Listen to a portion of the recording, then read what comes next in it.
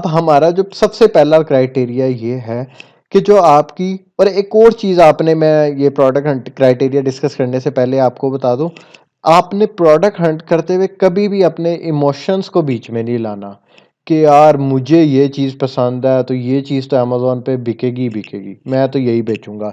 या मेरे अब्बू कह रहे हैं कि जी फलां प्रोडक्ट है, ये पेशावरी चप्पल है, बेटा ये तुम अमेज़ोन पे बेचोगे तो गोरे तुम्हारे फ़ैन हो जाएंगे, तो बेटा ये वाली प्रोडक्ट बेचो। तो ऐसा कुछ नहीं होता। या फिर आप जी इधर सियालकोट में रहते हैं तो आप स्पोर्ट्स की गुड बेच रहे हैं। आप अगर जी फैसलाबाद में कहते हैं तो आप कहते हैं जी बेडशीट से अच्छी चीज़ तो, तौलियों से अच्छी चीज़ तो कोई है ही नहीं, ठीक है। वजीराबाद में अगर कोई रहता है तो उसे छुरियों के अलावा कुछ नज़र नहीं आएगा।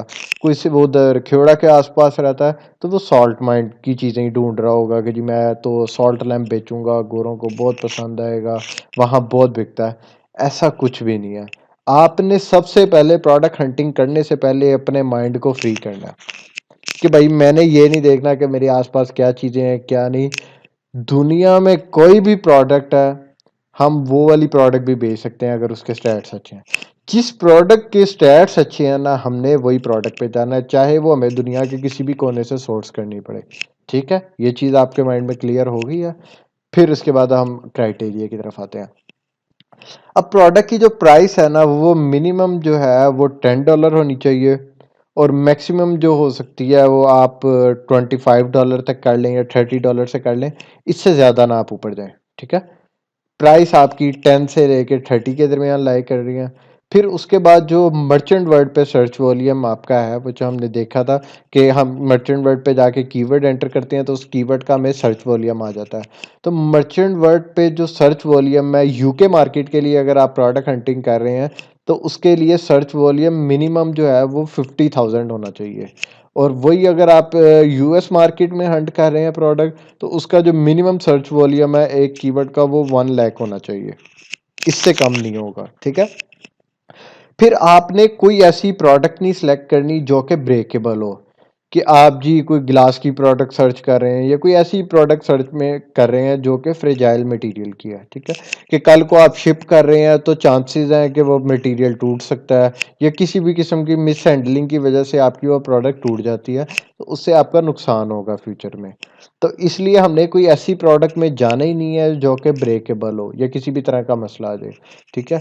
फिर जो प्रोडक्ट की है वेरिएशंस नहीं होनी चाहिए ज़्यादा, ठीक है। अब वेरिएशंस क्या होती है वो मैं आपको एग्जांपल से समझा देता हूँ। अब यहाँ पर जी है, इसी प्रोडक्ट की बात कर लेते हैं अगर हम, ठीक है। ये मैंने एक लिस्ट के ऊपर क्लिक किया, ठीक है। अब यहाँ पर आपको काफ़ी ज़्यादा ग्राइंडर्स नज़र आ रहे हैं। ये ग्राइंडर, कोई ग्राइंडर ब्लू कलर का है, कोई रेड कलर मैरून कलर का है, कोई वाइट कलर का, सिल्वर कलर का है, कोई ग्रीन से कलर का है। तो ये वेरिएशंस कहलाती हैं कि आप कितने कलर्स पे बेच रहे हैं, ठीक है। कितने आपने और मल्टीपल कलर्स ऐड किए हुए हैं, या अगर आपने कलर नहीं ऐड किए हुए तो कुछ लोग होते हैं, जैसे अगर हम पोनियो की एग्जांपल ले लें, तो कोई 12 का पैक सेल कर रहा है, किसी ने 15 का पैक सेल कर रहा है, किसी ने अपनी लिस्टिंग के अंदर ही आपको मल्टीपल ऑप्शन दिए हैं कि आप मेरे से 5 का पैकेट भी खरीद सकते हो, 10 का पैकेट भी खरीद सकते हो, 12 का भी खरीद सकते हो, 15 का भी खरीद सकते हो। तो हमने ऐसी प्रोडक्ट को थोड़ा अवॉइड करना है जिसके अंदर वेरिएशंस जो हैं 4 से ज़्यादा हों। उससे क्या, क्यों हमने ये वाली प्रोडक्ट को अवॉइड करना है जिसमें 4 से ज़्यादा वेरिएशन हो, क्योंकि उसके अंदर फिर कस्टमर के पास चॉइस बहुत ज़्यादा आ जाती है। हमने कस्टमर को ज़्यादा चॉइस नहीं देनी, क्योंकि जितनी ज़्यादा आप वैरायटी रखेंगे उतनी आपको इन्वेंट्री उसकी मेंटेन करनी पड़ेगी। फॉर एग्जांपल आपने सिल्वर के भी 100 पीस मंगा के रखे हुए हैं, ब्लू के भी 100 पीस मंगा के रखे हुए हैं, ग्रीन के भी, ऑरेंज के भी, रेड के भी, तो आपको उसकी इन्वेंट्री बहुत ज़्यादा मेंटेन करनी पड़ेगी, ठीक है। तो इसलिए हम ऐसी प्रोडक्ट को अवॉइड करते हैं जिसमें 4 से ज़्यादा वेरिएशन हो। 4 तक हो तो चलो यार, हम उसे कहते हैं कि यार ठीक है, ये हम इसको कंसीडर कर सकते हैं। और ये सिर्फ हमने एक लिस्ट का नहीं देखना, हमने मल्टीपल लिस्ट के देखने हैं। टॉप पे जितने सेलर्स बैठे हुए हैं, हम उन सब का जाके देखेंगे कि यार इनकी कोई ज़्यादा वेरिएशंस तो नहीं है, या फिर डिज़ाइन के अंदर भी ज़्यादा वेरिएशन नहीं होनी चाहिए। अब देख रहे हैं यहाँ पर कितनी तरह के डिज़ाइन है इसके अंदर, ये अलग डिज़ाइन है, ये अलग डिज़ाइन है, तो डिज़ाइन की वेरिएशंस बहुत ज़्यादा है। उसकी जगह अगर हम कोई इस तरह की प्रोडक्ट में आए, ये देखें जैसे, ठीक है। तो देखें सारी तकरीबन एक तरह की प्रोडक्ट्स हैं, कोई ज़्यादा डिफरेंट कलर्स के डिफरेंस हैं इसके अंदर भी वेरिएशन ज़्यादा है। आपने ऐसी प्रोडक्ट को भी अवॉइड करना है जिसमें वेरिएशन ज़्यादा हो। चलें हम कोई किचन की कोई प्रोडक्ट देख लेते हैं, जैसे नेल कटर देख लेते हैं या फ्राइंग पैन देख लेते हैं, या अगर मैं नॉन स्टिक पैन टाइप करता हूँ तो तकरीबन सारे एक तरह के ही हैं। ठीक है, कुछ ज़्यादा डिफरेंस नहीं है इनमें।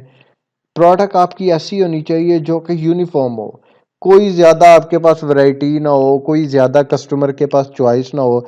जैसा कि मैं आपके सामने एग्जांपल देता हूँ, एक बेबी का ब्लैंकेट है, एक ब्लैंकेट के ऊपर कोई लायन बना हुआ है, किसी ब्लैंकेट के ऊपर कैट बनी हुई है। ठीक है, अब उसके अंदर बेशक आपकी प्रोडक्ट बड़ी अच्छी क्वालिटी की है, आप टॉप पे रैंक कर रहे हैं, तो जब एक मम्मी ने आना है वहां पर, बच्चे की अम्मी ने आना है वहां पर, तो उसे अगर जोन सा वो पसंद होगा उसने वो वाला परचेज कर लेना, बेशक वो टॉप पोजीशन पे ना भी हो। वो उधर से उसको माउस पसंद है वो माउस वाला परचेज कर लेगा, या उसको अगर लाइन पसंद है वो लाइन वाला परचेज। तो एक चॉइस बहुत ज़्यादा आ जाती है, एक प्रोडक्ट के अंदर यूनिफॉर्मिटी नहीं है। ठीक है, तो आपने ऐसी कोई प्रोडक्ट देखनी है जिसमें सबके डिज़ाइन तकरीबन मिलते जुलते हों, बायर के पास ज़्यादा चॉइस ही ना हो।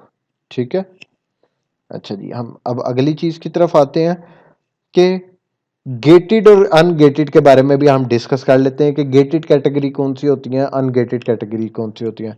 गेटेड कैटेगरीज वो होती हैं जिसके अंदर अमेजोन आपको सेल नहीं करने देता, वो आपको कहता है कि जी मुझे कुछ सर्टिफिकेशंस प्रोवाइड करो कि इस कैटेगरी में अगर आपने बेचना है तो आप मुझे सर्टिफिकेशन प्रोवाइड करें। जैसे एग्जांपल मैं आपके साथ शेयर करता हूँ ग्रोसरी की। अगर हम ग्रोसरी के अंदर बेचना चाह रहे हैं, कुछ ग्रोसरी प्रोडक्ट्स बेचना चाह रहे हैं, तो अमेजोन कहता है पहले भाई मुझे सर्टिफिकेट प्रोवाइड करो कि आपकी क्वालिटी जो है इस स्टैंडर्ड की है भी, कि आप यहाँ पर ग्रोसरी बेच सको, या फलां फलां फलां फलां सर्टिफिकेशन मुझे ला के दो, फिर मैं आपको अलाउ करूँगा कि आप इस कैटेगरी के अंदर बेच सको, वरना ये आपके लिए कैटेगरी जो है गेटेड है।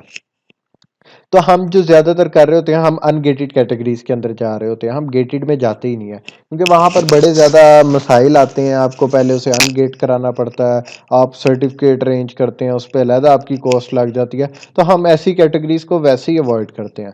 लेकिन अगर आप फिर भी बस जिद हैं कि मैंने गेटेड कैटेगरी में ही जाना है, तो फिर काफ़ी कंपनीज जो हैं, आप अपने सप्लायर से डिस्कस करते हो या खुद से वो सर्टिफिकेट अरेंज करते हो जो कि अमेजोन आपसे डिमांड कर रहा है। अगर तो वो आप कामयाब हो जाते हो उन सर्टिफिकेट को अरेंज करने में, तो फिर आप उन कैटेगरीज के अंदर बेच सकते हो, अदरवाइज आप नहीं बेच सकते।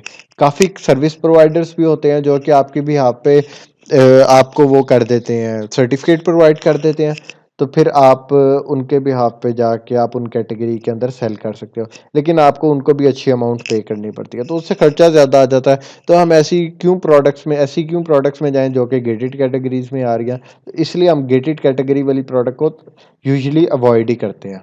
ठीक है, फिर हम देखते हैं जी constant monthly sales specially in top 5 list. ठीक है, अब इसका क्या मतलब है, अब सेल्स जो है ना वो आप टॉप 5 में हम देख रहे होते हैं कि हमने टॉप 5 पोजीशंस को ही देखना है, हमने इससे नीचे ज़्यादा बात ही नहीं करते।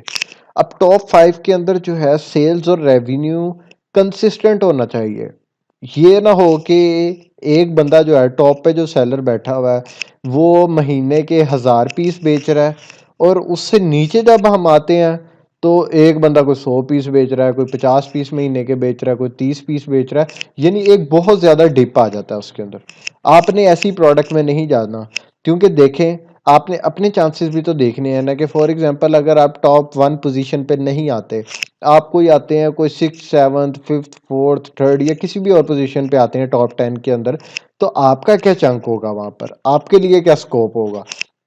अगर तो सारा रेवेन्यू टॉप सेलर के पास जा रहा है, तो फिर तो फायदा नहीं उस प्रोडक्ट के अंदर जाने का, कोई थोड़ा बहुत चंक तो आपके पास भी हो ना, कि फॉर एग्जांपल अगर वो जो आपका टॉप पे बैठा हुआ ब्रांड, वो अगर 2000 पीस बेच रहा है, तो बाकी सेलर्स के पास भी कोई फॉर एग्जांपल 1800 1600 1700, यानी बाकी सेलर्स भी कोई उसके आसपास ही बेच रहे हो, कोई ज़्यादा डिफरेंस ना हो, कोई इनकंसिस्टेंसी ना हो कि पहला 2000 बेच रहा है तो दूसरे नंबर पे आया वो सीधा 500 पे आ गया। इतना ज़्यादा हमने इनकंसिस्टेंट प्रोडक्ट में नहीं जाना जिसकी सेल्स इतनी इनकंसिस्टेंट है कि टॉप पे तो सारी सेल हो रही है, टॉप नंबर 1 पे जो बैठा हुआ है उसके पास ही सारी सेल जाई जा रही है, बाकी कुछ भी नहीं कर रहे। तो ऐसी प्रोडक्ट हो जिसमें सबकी सेल्स आसपास हो, कोई 2000 बेच रहा है तो कोई 1800 बेच रहा है, कोई 1700, कोई 1900, कोई 18.5, आसपास ही एक दूसरे के हो, तो वो वाली प्रोडक्ट अच्छी कंसीडर की जाती है। ठीक है, फिर उसके बाद आ जाती है रिव्यू की बात। रिव्यू इन टॉप 5 सेलर्स, ठीक है, less than 3। In top 5 seller, 2 seller should have less than 300 reviews. अब हम टॉप 5, अब रिव्यू क्या होते हैं बेसिकली? रिव्यू आपको ये जो नज़र आ रहे हैं, स्टार्स नज़र आ रहे हैं 5 स्टार, इसके साथ ये जो लिखा हुआ आपको नज़र आ रहा है कि 7583, ये रिव्यूज़ हैं बेसिकली। ठीक है, ये लिस्ट के ऊपर आपको यहाँ पर नज़र आ रहे होते हैं।